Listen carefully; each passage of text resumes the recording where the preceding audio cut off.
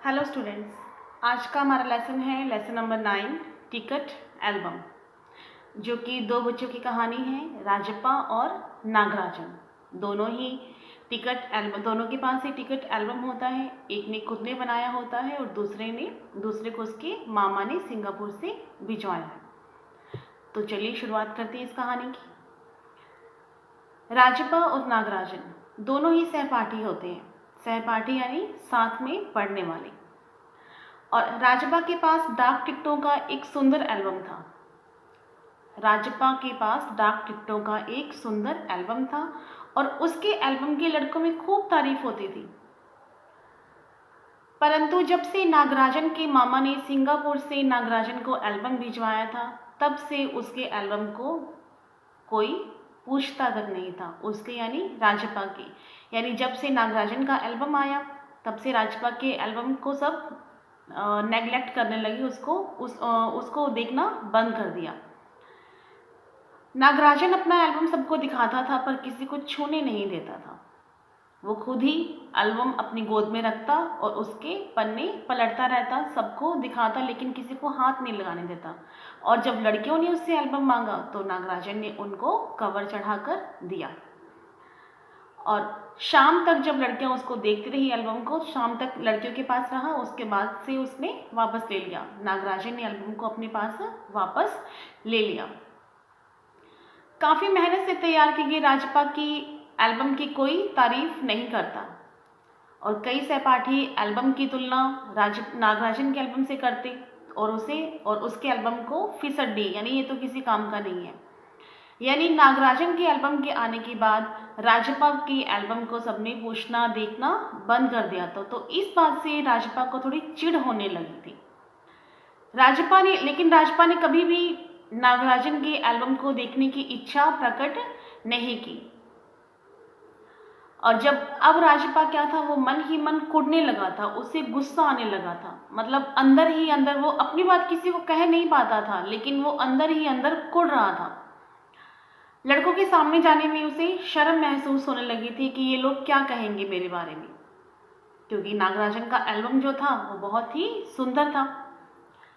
पहले वो टिकट की खोज में घूमा करता था, एक जगह से दूसरी जगह पर टिकटें इकट्ठी करने के लिए, लेकिन अब वो घर में ही रहने लगा था। अब अपनी एल्बम से उसे चिढ़ होने लगी थी और वो नागराजन के घर की तरफ चल पड़ा। उसने ये सोचा था कि वो नागराजन का एल्बम ले आएगा और अपनी एल्बम की टिकट निकालकर नागराजन वाले में लगा देगा और नागराजन की निकालकर अपने वाले में लगा देगा। और उसने सोचा कि मैं ऐसा कर सकता हूँ। जब वो नागराजन के घर पहुंचा तो ऊपर चला गया और थोड़ी देर बाद नागराजन की बहन कामाक्षी कमरे में आई और उसने कहा कि नागराजन तो शहर गया हुआ है। और कामाक्षी भी नागराजन के एल्बम की बड़ाई प्रशंसा करने लगी, लेकिन थोड़ी देर बाद कामाक्षी भी कमरे से बाहर चली गई। तो इसी बीच राजप्पा ने अपना एल्बम अपनी कमीज के नीचे छुपाया और अपने घर पे चला गया, और घर पे जाकर उसने अलमारी में छुपा दिया। रात को एक सहपाठी आया, सहपाठी यानी साथ में पढ़ने वाला, और उसने बताया कि नागराजन का एल्बम चोरी हो गया है। तब से राजप्पा को नींद नहीं आई। हालांकि उसने एल्बम चुरा लिया था और होना ये चाहिए था कि उसे संतोष होता, लेकिन नहीं, क्योंकि चुराई गई चीज़ों से हमें कभी भी संतोष प्राप्त नहीं हो सकता। उसे नींद नहीं आई और उस रात और सुबह को सहपाठी फिर से आया और उसने कहा कि हो सकता है कि नागराजन पुलिस में जाएगा। उसके पापा जो है वो डीएसपी के ऑफिस में काम करते हैं। तो राजप्पा परेशान हो गया। और जब राजप्पा के पापा दफ्तर चले गए, राजप्पा बिस्तर पर लेटा हुआ था और अचानक से दरवाजे पर दस्तक हुई। दरवाज़ा खटखटाया गया और राजप्पा को लगा कि पुलिस आ गई है, अगर पकड़ा गया तो वो जेल में डाल देगी। तो इस डर से राजप्पा ने नागराजन का जो टिकट एल्बम था वो अंगीठी में जला दिया, अंगीठी में डाल दिया, जलती हुई अंगीठी में। तो जो एल्बम था वो तो जलना ही था।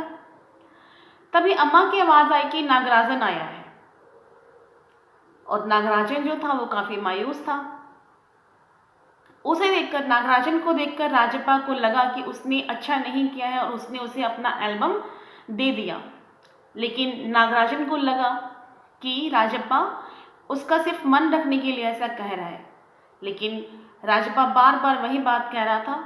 और जब नागराजन राजप्पा का एल्बम ले जाने लगा, तब राजप्पा ने कहा कि वह उसे रात भर देखना चाहता है और सुबह होते ही वह उसे लौटा देगा।